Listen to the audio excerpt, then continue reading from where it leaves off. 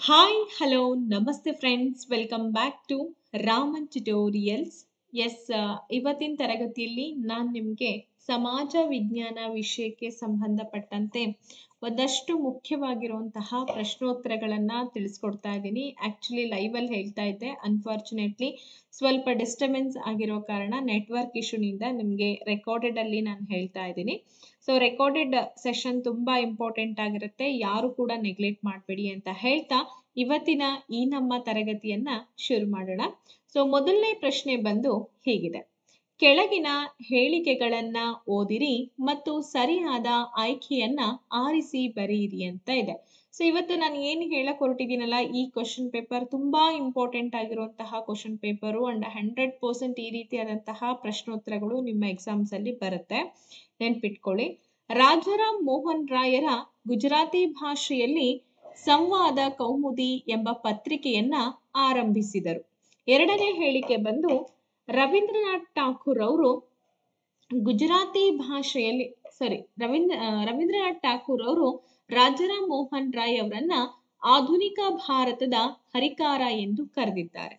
ಹಾಗೆಯೇ ಮೇಡಮ್ ಬ್ಲಾವಟ್ಸ್ಕಿ ಅವರು ಷಟ್ಕಾಚಾರ್ಯ ಅಸೂದ್ ಎಂಬ ಒಂದು ಗ್ರಂಥವನ್ನ ರಚಿಸಿದ್ದಾರೆ. ಆರ್ಯ ಸಮಾಜವು ಗೋವುಗಳ ರಕ್ಷಣೆಗೆ ಗೋರಕ್ಷಣಾ ಸಂಘವನ್ನ ಆರಂಭಿಸಿತು. ಸೊ ಈ 4 ಹೇಳಿಕೆಗಳನ್ನ ನೀವು ನೋಡ್ಕೊಂಡಿದ್ದಾರೆ. ಎಕ್ಸಾಮ್ ನಲ್ಲಿ ಈ ರೀತಿ ಹೇಳಿಕೆ ರೂಪದ ಒಂದು ಪ್ರಶ್ನೆಗಳನ್ನ ಜಾಸ್ತಿ ಕೇಳ್ತಾರೆ, ಹೊಂದಿಸಿ ಬರೆಯಿರಿ ರೀತಿಯಲ್ಲಿ ಕ್ವಶನ್ಸ್ ಗಳನ್ನ ಜಾಸ್ತಿ ಕೇಳಲಾಗತ್ತೆ. ಇಲ್ಲಿ ನೀವು ಆಪ್ಷನ್ಸ್ ಗಳನ್ನ ನೋಡ್ಕೋಬಹುದು. 1, 2 ಮತ್ತೆ 3 ಸರಿ, 4 ಮಾತ್ರ ಸರಿ, 2 ಮತ್ತೆ 4, 1, 2, 3 ಮತ್ತೆ 4 ಸರಿ ಅಂತ ಇದೆ. ಹಾಗಾದ್ರೆ ನಾವೆಲ್ಲರೂ ಕೂಡ ಗೆಸ್ ಮಾಡಿರೋ ರೀತಿ ಆಪ್ಷನ್ ನಂಬರ್ ಸಿ ಇಲ್ಲಿ ಸರಿಯಾದ ಉತ್ತರ ಆಗತ್ತೆ. ಯಾಕೆಂದ್ರೆ 2 ಮತ್ತೆ 4 2 ಏನ್ ಹೇಳ್ತಾ ಇದೆ, ರವೀಂದ್ರನಾಥ್ ಠಾಕೂರ್ ಅವರು ರಾಜಾರಾಮ್ ಮೋಹನ್ ರಾಯ್ ಅವರನ್ನ ಆಧುನಿಕ ಭಾರತದ ಹರಿಕಾರ ಅಂತೇಳಿ ಕರೀತಾರೆ. ಹಾಗಾಗಿ ಈ ಹೇಳಿಕೆ ಸರಿಯಾಗಿದೆ. 4ನೇ ಹೇಳಿಕೆ, ಆರ್ಯ ಸಮಾಜ ಏನ್ ಮಾಡುತ್ತೆ, ಗೋವುಗಳ ಸಂರಕ್ಷಣೆಗೋಸ್ಕರ ಗೋರಕ್ಷಣಾ ಸಂಘವನ್ನ ಆರಂಭ ಮಾಡುತ್ತೆ. ಹಾಗಾದ್ರೆ ಇವೆರಡು ಯಾಕೆ ಸರಿ ಇಲ್ಲ, ಕಮೆಂಟ್ ಅಲ್ಲಿ ತಿಳಿಸಿ. ರಾಜಾರಾಮ್ ಮೋಹನ್ ರಾಯ್ ಅವರು ಗುಜರಾತಿ ಭಾಷೆಯಲ್ಲಿ ಸಂವಾದ ಕೌಮುದಿ ಅನ್ನೋ ಒಂದು ಪತ್ರಿಕೆಯನ್ನ ಆರಂಭ ಮಾಡ್ತಾರ? ತಪ್ಪಲ್ವಾ? ಹಾಗಾದ್ರೆ ಯಾವ ಭಾಷೆಯಲ್ಲಿ ಅವರು ಆರಂಭ ಮಾಡ್ತಾರೆ ಅದನ್ನ ನನಗೆ ಮೆಸೇಜ್ ಮಾಡಿ, ಸರಿನಾ? ಹಾಗೆ ಮೇಡಮ್ ಬ್ಲಾವಟ್ಸ್ಕಿ ಅವರು ಯಾವ ಗ್ರಂಥವನ್ನ ರಚಿಸ್ತಾರೆ ಅನ್ನೋದನ್ನು ಕೂಡ ಕಮೆಂಟ್ ಅಲ್ಲಿ ತಿಳಿಸಿ. ಹಾಗಾದ್ರೆ ನೆಕ್ಸ್ಟ್ ಪ್ರಶ್ನೆಗೆ ಹೋಗೋಣ. ನೋಡಿ, ಇದು ಲೈವ್ ಆಗಿರೋದಿಲ್ಲ, ರೆಕಾರ್ಡೆಡ್ ಸೆಷನ್ಸ್ ಆಗಿರೋದ್ರಿಂದ ನಿಮಗಿಲ್ಲಿ ಅವಕಾಶ ಇರಲ್ಲ, ಕಮೆಂಟ್ ಮಾತ್ರ ಮಾಡ್ಬೋದಷ್ಟೇನೆ.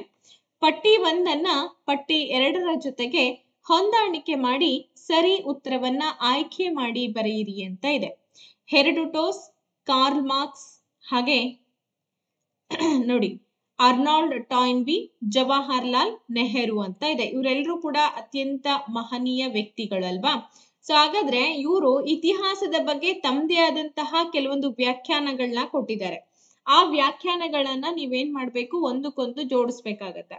ಹೆರೋಡೋಟಸ್ ಪಕ್ಕಕ್ಕೆ ಏನ್ ಕೊಟ್ಟಿದ್ದಾರೆ, ಮುಂದಿನ ಪೀಳಿಗೆಯು ನೆನಪಿಡಬೇಕಾದ ಮಹಾನ್ ವೀರರ ಅಥವಾ ಮಹತ್ವಪೂರ್ಣವಾದ ಘಟನೆಗಳ ದಾಖಲೆಗೆ ಇತಿಹಾಸ ಅಂತ ಇದೆ.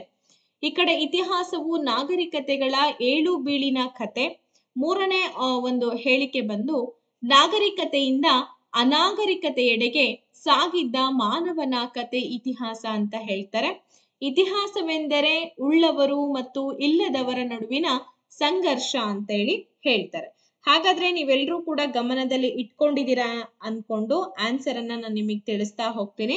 ನೋಡಿ, ಹೆರೋಡೋಟಸ್ ಅವ್ರು ಏನ್ ಹೇಳ್ತಾರೆ ಅಂತಂದ್ರೆ, ಇತಿಹಾಸ ಅಂದ್ರೆ ಏನು ಅವ್ರ ಪ್ರಕಾರ? ಒಂದು ಸರಿಯಾದ ಉತ್ತರ, ಮುಂದಿನ ಪೀಳಿಗೆ ನೆನಪಿಡಬೇಕಾದಂತಹ ಮಹಾನ್ ವೀರರ ಅಥವಾ ಮಹತ್ವಪೂರ್ಣವಾದಂತಹ ಘಟನೆಗಳ ದಾಖಲೆಯೇ ಇತಿಹಾಸ ಅಂತ ಹೆರೋಡೋಟಸ್ ಅವ್ರು ಹೇಳ್ತಾರೆ.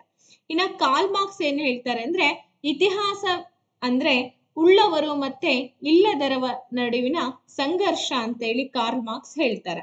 ಹಾಗೆ ಅರ್ನಾಲ್ಡ್ ಟಾಯ್ನ್ಬಿ ಏನ್ ಹೇಳ್ತಾರೆ ಅಂತಂದ್ರೆ, ಇತಿಹಾಸ ನಾಗರಿಕತೆಗಳ ಏಳು ಬೀಳಿನ ಕತೆ ಅಂತೇಳಿ ಅರ್ನಾಲ್ಡ್ ಟಾಯ್ನ್ಬಿ ಅವ್ರು ಹೇಳ್ತಾರೆ.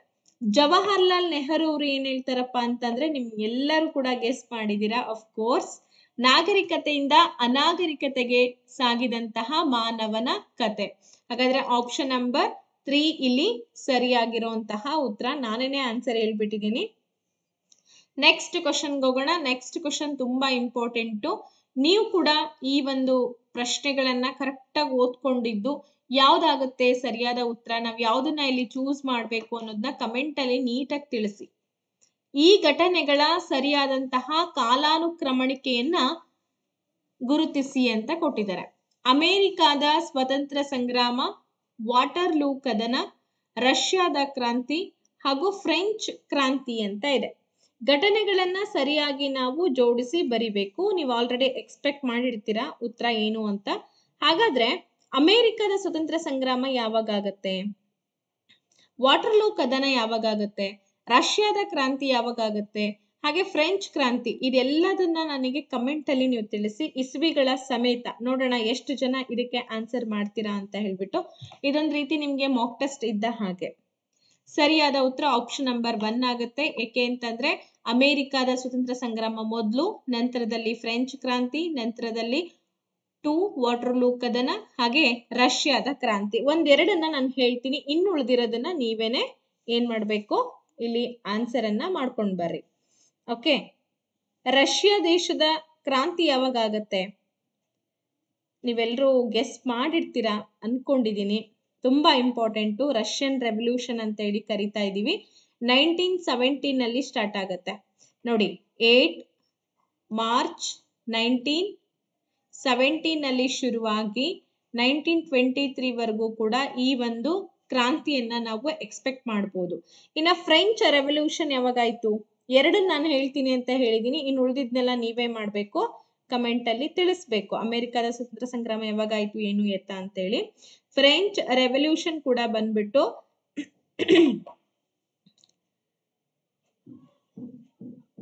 1789 ಇಂದ 1799 ವರೆಗೂ ಕೂಡ ಈ ಒಂದು ಫ್ರೆಂಚ್ ಕ್ರಾಂತಿ ಆಗಿರುವಂತದ್ದು. ಇನ್ನು ವಾಟರ್ಲೂ ಕದನ ಯಾವಾಗಾಯ್ತು, ಅಮೆರಿಕದ ಸ್ವತಂತ್ರ ಸಂಗ್ರಾಮ ಯಾವಾಗಾಯ್ತು ಅನ್ನೋದನ್ನ ನೀವೇನೆ ತಿಳಿಸಿ. ನೆಕ್ಸ್ಟ್ ಕ್ವಶನ್ಗೆ ಹೋಗೋಣ. ಈ ಕೆಳಗಿನ ಘಟನೆಗಳನ್ನ ಸರಿಯಾದ ಕಾಲಾನುಕ್ರಮಣಿಕೆಯಲ್ಲಿ ಬರೀರಿ ಅಂತ ಇದೆ. ಹಾಗಾದ್ರೆ ಏನೆಲ್ಲ ಘಟನೆಗಳು ಇದೆ ಇಲ್ಲಿ ಅನ್ನೋದನ್ನ ನೋಡೋಣ. ಸೂರತ್ ಒಡಕು, ಬಂಗಾಳದ ವಿಭಜನೆ, ಮುಸ್ಲಿಂ ಲೀಗ್ ನ ಸ್ಥಾಪನೆ, ಹಾಗೆ ಜಲಿಯನ್ ವಾಲಾಬಾಗ್ ಹತ್ಯಾಕಾಂಡ. ಸೊ ನಿಮ್ಗೆಲ್ಲ ಗೊತ್ತೇ ಇದೆ ಸೂರತ್ ಒಡಕು ಎಷ್ಟರಲ್ಲಾಯ್ತು. ಬಂಗಾಳದ ವಿಭಜನೆ ಬಂದ್ಬಿಟ್ಟು 1905 ಆಯ್ತು. ಹಾಗೆ ಮುಸ್ಲಿಂ ಲೀಗ್ ಯಾವ ಸ್ಥಾಪನೆ ಆಯ್ತು?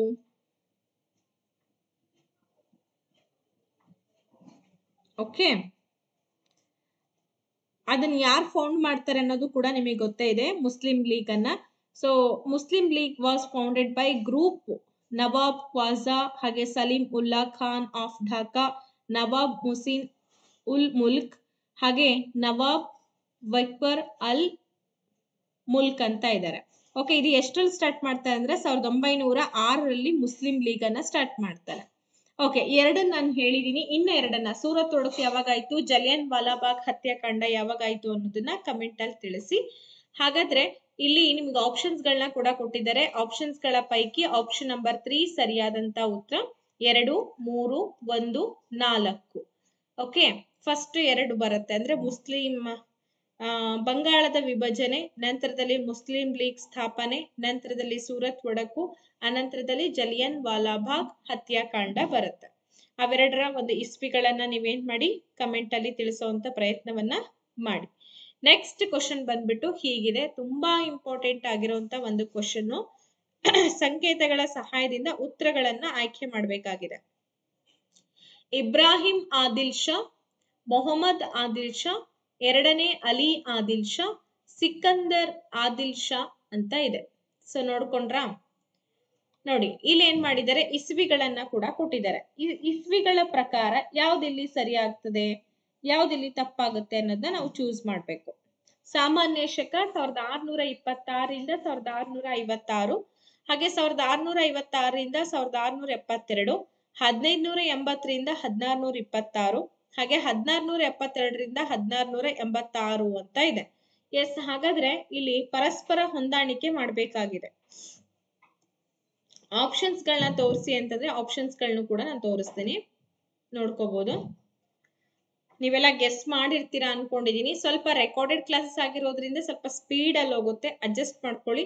ಎರಡನೇ ಇಬ್ರಾಹಿಂ ಆದಿಲ್ ಶಾನ ಕಾಲಾವಧಿ ಬಂದ್ಬಿಟ್ಟು 1580 ರಿಂದ 1600 ನೋಡಿ 1626ವರೆಗೂ ಎರಡನೇ ಆದಿಲ್ ಶಾ ಇಬ್ರಾಹಿಂ ಆದಿಲ್ ಶಾ. ಎರಡನೇ ಇಬ್ರಾಹಿಂ ಆದಿಲ್ ಶಾ ಅಂದು ಬಂದ್ಬಿಟ್ಟು ಕಾಲಾವಧಿ 1580ರಿಂದ 1626. ಇನ್ನ ಮೊಹಮ್ಮದ್ ಆದಿಲ್ ಶಾ ಬಂದು ಆತನ ಕಾಲಾವಧಿಯನ್ನ ನೋಡೋದಾದ್ರೆ ಸಾಮಾನ್ಯ ಶಕ 1626ರಿಂದ 1656 ಇವ್ ನಂತರದಲ್ಲಿ ಇವನು ಆಳ್ವಿಕೆಗೆ ಬರ್ತಾನೆ. ಇನ್ನ ಎರಡನೇ ಅಲಿ ಆದಿಲ್ ಶಾ ಎಷ್ಟ್ರಲ್ಲಿ ಬರ್ತಾನೆ ಅಂತ ಅನ್ನೋದಾದ್ರೆ ಎಸ್ 2 ಇದೆ. 2 ಯಾವುದು 1656ರಿಂದ 72ರವರೆಗೂ. ಹಾಗೆ ಸಿಕಂದರ್ ಆದಿಲ್ ಶಾ ಬಂದ್ಬಿಟ್ಟು ಎಷ್ಟ್ರಲ್ಲಿ ಬರ್ತಾನೆ ಅಂದ್ರೆ 1535ರಿಂದ 1558 ಅಥವಾ 1672ರಿಂದ 1686. ಎಸ್ ನೀವೆಲ್ಲ ಗೆಸ್ ಮಾಡಿರ್ತೀರಾ, ಇದು ಸರಿಯಾದ ಉತ್ತರ. ಹಾಗಾದ್ರೆ ಇಲ್ಲಿ ABCDಗೆ ತಕ್ಕಂತೆ 3, 1, 2, 4 ಇದು ಸರಿಯಾದಂತಹ ಉತ್ತರ. ನೋಟ್ ಮಾಡ್ಕೊಳ್ರಿ, ತುಂಬಾ ಇಂಪಾರ್ಟೆಂಟ್ ಇದನ್ನ. ನೆಕ್ಸ್ಟ್ ಬರೋಣ ಮುಂದಿನ ಒಂದು ಪ್ರಶ್ನೆ. ಪಟ್ಟಿ 1ರಲ್ಲಿ ಹೇಳಿಕೆಗಳು ಹಾಗೆ ಪಟ್ಟಿ 2ರಲ್ಲಿ ವ್ಯಕ್ತಿಗಳ ಹೆಸರುಗಳನ್ನ ಕೊಟ್ಟಿದ್ದಾರೆ. ಸರಿಯಾದಂತಹ ಉತ್ತರವನ್ನ ನಾವೀಗ ಗುರುತಿಸಬೇಕಾಗಿದೆ. ನೋಡಿ, ಪಟ್ಟಿ 1ರಲ್ಲಿ ಹೇಳಿಕೆಗಳು, ಪಟ್ಟಿ 2ರಲ್ಲಿ ಏನ್ ಮಾಡಿದ್ದಾರೆ, ವ್ಯಕ್ತಿಗಳ ಹೆಸರುಗಳನ್ನ ಕೂಡ ಕೊಡಲಾಗಿದೆ. ಹಿಂದೂಸ್ತಾನದಲ್ಲಿರುವಂತಹ ಪ್ರತಿಯೊಬ್ಬ ಮೂಲ ನಿವಾಸಿಯು ಭ್ರಷ್ಟ. ಭಾರತದ ರೈತರು ಸಾಲದಲ್ಲಿಯೇ ಹುಟ್ಟಿ ಸಾಲದಲ್ಲಿಯೇ ಸಾಯುತ್ತಾರೆ ಅಥವಾ ಸಾಲದಲ್ಲಿಯೇ ಸಾಯೋರು. ಹಾಗೆ ಗಾಂಧಿ ಉಪ್ಪನ್ನ ಕೊಳ್ಳಿ, ಇದರ ಬೆಲೆ 6 ತಿಂಗಳ ಶಿಕ್ಷೆ. ಅಸ್ಪೃಶ್ಯತೆ ಹಿಂದೂ ಸಮಾಜದ ಶರೀರವನ್ನ ಕುಷ್ಠರೋಗದ ಹುಣ್ಣಿನಂತೆ ಪೀಡಿಸುತ್ತದೆ ಅಂತ ಈ 4 ಹೇಳಿಕೆಗಳಿದೆ. ಈ ಕಡೆ ಪಕ್ಕಕ್ಕೆ ಬಂದಾಗ ಹೇಳ್ದಂತಹ ವ್ಯಕ್ತಿಗಳ ಹೆಸರುಗಳನ್ನ ಕೂಡ ಕೊಟ್ಟಿದ್ದಾರೆ. ಕಮಲಾದೇವಿ ಚಟ್ಟೋಪಾಧ್ಯಾಯ, ಗಾಂಧೀಜಿಯವರು, ಚಾರ್ಲ್ಸ್ ವುಡ್, ಹಾಗೆ ಕಾರ್ನ್ ವಾಲಿಸ್, ಚಾರ್ಲ್ಸ್ ಮೆಟ್ಕಾಫ್ ಅಂತ ಇದೆ. ನಿಮ್ಗೆಲ್ಲ ಗೊತ್ತಿರ್ಬೇಕು, ಸರಿಯಾಗಿ ಗೊತ್ತಿರ್ಬೇಕು, ಅರ್ಥ ಮಾಡ್ಕೊಳ್ಳಿ. ಮೊದಲನೇ ಹೇಳಿಕೆ ಬಂದು ಹಿಂದೂಸ್ತಾನದಲ್ಲಿರುವಂತಹ ಪ್ರತಿಯೊಬ್ಬ ಮೂಲ ನಿವಾಸಿಗಳು ಭ್ರಷ್ಟ ಅಂತ ಹೇಳ್ದಂತ ವ್ಯಕ್ತಿ ಬಂದು ಯಾರು, corn Wallis, lord corn Wallis. ಈ ಮಾತನ್ನ, ಈ ಹೇಳಿಕೆಯನ್ನ ಕೊಡ್ತಾನೆ. ಎಕ್ಸಾಮ್ ನಲ್ಲಿ ಸುಮಾರು ಸಲ ಈ ಕ್ವಶನ್ ಬಂದಿರೋದು ಉಂಟು. ಹಾಗೆ ಭಾರತದ ರೈತರು ಸಾಲದಲ್ಲಿಯೇ ಹುಟ್ಟಿ ಸಾಲದಲ್ಲಿಯೇ ಸಾಯೋರು ಅಂತ ಹೇಳುವಂತಹ ಒಬ್ಬ ವ್ಯಕ್ತಿ ಯಾರು ಅಂತ ಅನ್ನೋದಾದ್ರೆ ಇಲ್ಲಿ ಚಾರ್ಲ್ಸ್ ಮೆಟ್ಕಾಫ್ ಈ ಹೇಳಿಕೆಯನ್ನ ಕೊಡ್ತಾನೆ. ಗಾಂಧಿ ಉಪ್ಪನ್ನ ಕೊಳ್ಳಿ, ಇದರ ಬೆಲೆ 6 ತಿಂಗಳ ಶಿಕ್ಷೆ. ಹಾಗಾದ್ರೆ ಈ ಹೇಳಿಕೆಯನ್ನ ಕೊಟ್ಟಂತಹ ಮಹನೀಯರು ಯಾರಪ್ಪ ಅಂತಂದ್ರೆ ಕಮಲಾದೇವಿ ಚಟ್ಟೋಪಾಧ್ಯಾಯ ಅವರು. ನೆಕ್ಸ್ಟ್ ಬರೋದಾದ್ರೆ ಅಸ್ಪೃಶ್ಯತೆ ಹಿಂದೂ ಸಮಾಜದ ಶರೀರವನ್ನ ಕುಷ್ಠರೋಗದ ಹುಣ್ಣಿನಂತೆ ಪೀಡಿಸುತ್ತದೆ. ಈ ಹೇಳಿಕೆಯನ್ನ ಕೊಟ್ಟವರು ಮಹಾತ್ಮ ಗಾಂಧೀಜಿಯವರು. ಗೊತ್ತಾಯ್ತಾ? ಹಾಗಾದ್ರೆ ಈ ತರ ಆಪ್ಷನ್ಸ್ ಗಳನ್ನ ಎಲ್ಲಿ ನೋಡ್ಬೋದು, ಆಪ್ಷನ್ ನಂಬರ್ 3 ನಲ್ಲಿ ನಾವು ನೋಡ್ಬೋದು. ಇನ್ನೊಂದ್ಸಲ ನಿಮ್ಗೇನಾದ್ರೂ ಸ್ವಲ್ಪ ಫಾಸ್ಟ್ ಅಂತ ಅನಿಸ್ತಾ ಇದೆ ಅಂದ್ರೆ ವಿಡಿಯೋನ ಪಾಸ್ ಮಾಡಿ ಕೂಡ ನೀವು ನೋಡ್ಕೊಳ್ಬೋದು. ನೆಕ್ಸ್ಟ್ ಹೋಗೋಣ. ವಿಶ್ವಂಬರ ಅನ್ನೋದು ಈ ಕೆಳಗಿನ ಒಬ್ಬರ ಮೊದಲ ಹೆಸರು. ಹಾಗಾದ್ರೆ ಯಾರ್ದದು ವಿಶ್ವಂಬರ?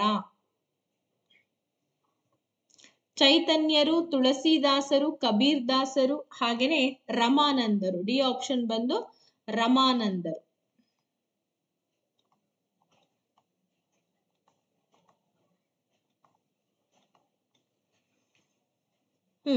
ವಿಶ್ವಂಬರ ಎಂಬುವುದು ಈ ಕೆಳಗಿನ ಒಬ್ಬರ ಮೊದಲ ಹೆಸರು ಅಂತ ಇದೆ. ಇಲ್ಲಿ ಸರಿಯಾದ ಉತ್ತರ ಬಂದ್ಬಿಟ್ಟು ಆಪ್ಷನ್ ನಂಬರ್ 1 ಚೈತನ್ಯರು. ನೀವು ಆಲ್ರೆಡಿ ಆನ್ಸರ್ ಕೂಡ ನೋಡಿರ್ತೀರಾ, ಆದ್ರೆ ಈ ತರ ಕ್ವಶನ್ಸ್ ಗಳು ಬರುತ್ತೆ ಅನ್ನೋದನ್ನು ಕೂಡ ತಲೆಯಲ್ಲಿ ಇಟ್ಕೊಳ್ಳಿ. ನೆಕ್ಸ್ಟ್ ಬರೋಣ. ಮೆಸೊಪೊಟೇಮಿಯಾದ ಸಂಸ್ಕೃತಿ ಮತ್ತು ನಾಗರಿಕತೆಯನ್ನ ರೂಪಿಸಿದವರ ಸರಿಯಾದ ಒಂದು ಅನುಕ್ರಮಣಿಕೆ ಯಾವುದು ಅಂತ ಕೇಳಿದ್ದಾರೆ. ಅಂದ್ರೆ ಮೆಸೊಪೊಟೇಮಿಯಾ ನಾಗರಿಕತೆ ಗೊತ್ತು ನಿಮ್ಗೆ, ಅತ್ಯಂತ ಪ್ರಾಚೀನ ನಾಗರಿಕತೆ ಅಂತ ಹೇಳಿ ಕೂಡ ನಾವ್ ಇದನ್ನ ಗುರುತಿಸ್ತೀವಿ. ಸೊ ಈ ನಾಗರಿಕತೆಯನ್ನ ರೂಪಿಸಿದವರು ಒಂದು ಸರಿಯಾದ ಅನುಕ್ರಮಣಿಕೆಯನ್ನ ನೋಡ್ಬೇಕು ನಾವೀಗ. ಅಮೋರಿಯನ್ನರ್ ಇದ್ದಾರೆ, ಸುಮೇರಿಯನ್ನರ್ ಇದ್ದಾರೆ, ಅಕಾಡಿಯನ್ನರು, ಆಸ್ಪೀರಿಯನ್ನರು, ಚಾಲ್ಡಿಯನ್ನರು ಅಂತ ಇದ್ದಾರೆ. ಸೊ ಇವ್ರು ಯಾರಾದ್ಮೇಲೆ ಯಾರು ಬರ್ತಾರೆ ಅನ್ನೋದನ್ನ ನಾವೀಗ ಗುರ್ತಿಸ್ಬೇಕು. ಇಲ್ಲಿ ನೀವೆಲ್ಲರೂ ಗುರ್ತಿಸಿರೋ ರೀತಿ, ಯೋಚನೆ ಮಾಡ್ತಿರೋ ರೀತಿಯನ್ನ ನಾನು ಗಮನಕ್ಕೆ ತೆಗೆದುಕೊಂಡು ಉತ್ತರಗಳನ್ನ ಹೇಳ್ತಾ ಹೋಗ್ತೀನಿ. ಫಸ್ಟ್ ಸುಮೇರಿಯನ್ನರ್ ಬರ್ತಾರೆ, ನಂತರದಲ್ಲಿ ಅಖಾಡಿಯನ್ನರು, ನಂತರದಲ್ಲಿ ಬರುವಂತವ್ರು ಅಮೋರಿಯನ್ನರು. ಸೊ ನೋಡಿ, 1 ಹಾಗೆ ಇದು 2, ಇದು 3, ಇನ್ನ ಒಂದು, ನೆಕ್ಸ್ಟ್ ಬರುವಂತವ್ರು ಚಾಲ್ಡಿಯನ್ನರು, ನೆಕ್ಸ್ಟ್ ಬರುವಂತವ್ರು ಆಸ್ಪೀರಿಯನ್ನರು. ಸೊ ಹೀಗೆ 1 2 3 4 5 ಆಪ್ಷನ್ ನಂಬರ್ ಡಿ ಉತ್ತರ ಸರಿಯಾಗಿದೆ. ಅಂದ್ರೆ ಮೆಸೊಪೊಟೇಮಿಯಾ ನಾಗರಿಕತೆಯನ್ನ ಆಳ್ವಿಕೆ ಮಾಡಿದಂತಹ ದೊರೆಗಳು ಅಥವಾ ರಾಜ ಮನೆತನಗಳ ಅನುಕ್ರಮಣಿಕೆಯನ್ನ ನಾವು ಜೋಡಿಸ್ಬೇಕು. ಫಸ್ಟ್ ಯಾರ್ಯಾರು ಬರ್ತಾರೆ ಅನ್ನೋದು ಗೊತ್ತಾಯ್ತಾ?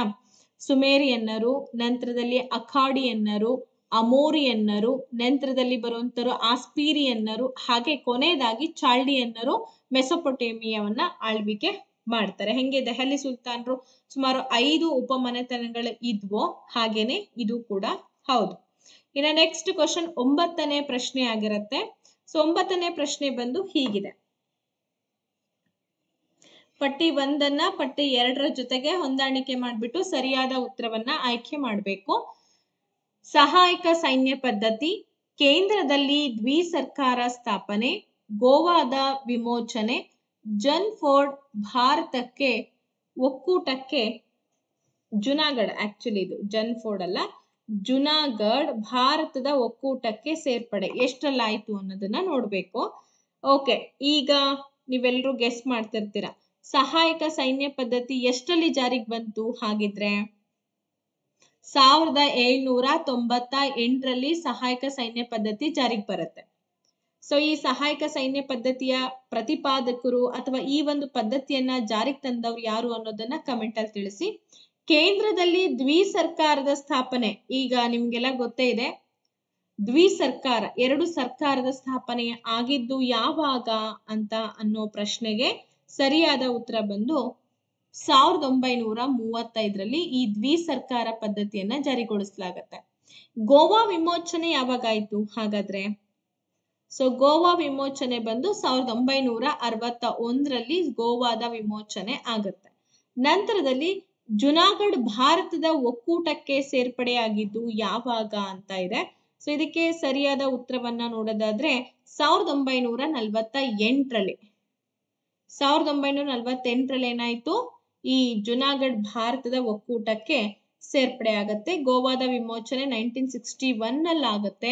1935ನಲ್ಲಿ ದ್ವಿಸರ್ಕಾರ ಪದ್ಧತಿ, ಸಹಾಯಕ ಸೈನ್ಯ ಪದ್ಧತಿ 1798. ಈ ರೀತಿ ಆಪ್ಷನ್ ನಾವೆಲ್ಲಿ ನೋಡ್ಬೋದು ಅಂದ್ರೆ ಆಪ್ಷನ್ ನಂಬರ್ ಬಿ ಇದು ಸರಿಯಾದಂತಹ ಉತ್ತರ. ಓಕೆ, ಇನ್ನ ಕೊನೆ ಪ್ರಶ್ನೆ ಈ ಸೆಷನ್ದು, ಯಾಕೆಂದ್ರೆ ಇದು ರೆಕಾರ್ಡೆಡ್ ಸೆಷನ್ ಅಲ್ವಾ, ಹೆಚ್ಚೊತ್ತು ನಿಮಗೆ ಕೇಳೋಷ್ಟು ಪೇಷನ್ಸ್ ಇರಲ್ಲ. ಹಾಗಾಗಿ ಗಂಗರ ಕಾಲದಲ್ಲಿ ಜೀವಿಸಿದ್ದಂತಹ ಪ್ರಮುಖ ಕವಿಗಳ ಸರಿಯಾದ ಗುಂಪು ಯಾವುದು? ಹೇಮಸೇನ, ವಾದಿಭಸಿಂಹ, ನೇಮಿಚಂದ್ರ, ಶಿವ ಭಟ್ಟಾರಕ, ದಂಡಿ, ಭಾರವಿ, ತ್ರಿವಿಕ್ರಮ, ಹಾಲಾಯುಧ, ನಯಸೇನ. ಹಾಗೆ ಫೋರ್ತ್ ಬಂದ್ಬಿಟ್ಟು ದುರ್ಗಸಿಂಹ, ಬಿಲ್ಹಣ, ವಿಜ್ಞಾನೇಶ್ವರ. 1 2 ಮತ್ತೆ 3, 2 ಮತ್ತು 3, 3 ಮಾತ್ರ 1 ಮಾತ್ರ ಅಂತ ಇದೆ. ನೀವೆಲ್ಲರೂ ಗೆಸ್ ಮಾಡಿರ್ತೀರಾ. ಅಂದ್ರೆ ಗಂಗರ ಕಾಲದ್ದು ನಿಮ್ಗೆಲ್ಲ ಗೊತ್ತೇ ಇದೆ, ಗಂಗರು ನಮ್ಮ ಕರ್ನಾಟಕವನ್ನ ಆಳ್ವಿಕೆ ಮಾಡಿದಂತಹ ಮತ್ತೊಂದು ಪ್ರಸಿದ್ಧ ಮನೆತನ ಅಂತ ಹೇಳ್ತೀವಿ. ತಲಕಾಡನ್ನ ತಮ್ಮ ರಾಜಧಾನಿಯನ್ನಾಗಿಟ್ಕೊಂಡು ಆಳ್ವಿಕೆಯನ್ನ ಮಾಡ್ತಾರೆ. ಸೊ ಇವ್ರ ಕಾಲದಲ್ಲಿ ಇದ್ದಂತಹ ಕವಿಗಳು ಬಂದು ಆಪ್ಷನ್ ನಂಬರ್ 3 ಮಾತ್ರ. ಅಂದ್ರೆ ತ್ರಿವಿಕ್ರಮ, ಹಾಲಾಯುಧ, ನಯಸೇನ ಈ 3 ಕವಿಗಳು ಗಂಗರ ಕಾಲದಲ್ಲಿ ಇದ್ದಂತಹ ಅತ್ಯಂತ ಮಹನೀಯ ಅಂತ ಹೇಳಿ ಕರಿತೀವಿ. ಓಕೆ, ಹಾಗಾದ್ರೆ ಇವತ್ತು ನಾನು ಒಂದು 10 ಪ್ರಶ್ನೆಗಳನ್ನ ನಾನು ನಿಮ್ ಜೊತೆ ಡಿಸ್ಕಷನ್ ಮಾಡಿದ್ದೀನಿ. ಸೊ ಈ 10 ಪ್ರಶ್ನೆಗಳು ನಿಮ್ಗೊಂದಷ್ಟು ನಾಲೆಜ್ ತಂದ್ಕೊಟ್ಟಿದೆ. ಕೆಲವೊಂದನ್ನ ನಾನು ಕಮೆಂಟ್ ಬಾಕ್ಸ್ ಅಲ್ಲಿ ಕೂಡ ತಿಳಿಸಿ ಅಂತ ಹೇಳಿದ್ದೀನಿ. ಅದನ್ನ ತಿಳಿಸ್ತಾ ಹೋಗಿ, ಕಲಿತಾ ಹೋಗಿ, ಪ್ರಾಕ್ಟೀಸ್ ಮಾಡ್ಕೊಳ್ಳಿ. ಲೈಫಲ್ಲಿ ಯಾವುದೂ ಕಷ್ಟ ಅಲ್ಲ, ಎಲ್ಲವನ್ನೂ ಕೂಡ ನಾವು ಸ್ವೀಕಾರ ಮಾಡಬೇಕು ಅಂತ ಹೇಳ್ತಾ ಇವತ್ತಿನ ಈ ಕ್ಲಾಸನ್ನ ಇಲ್ಲಿ ಮುಗಿಸ್ತೀನಿ. Thank you and take care. Bye bye.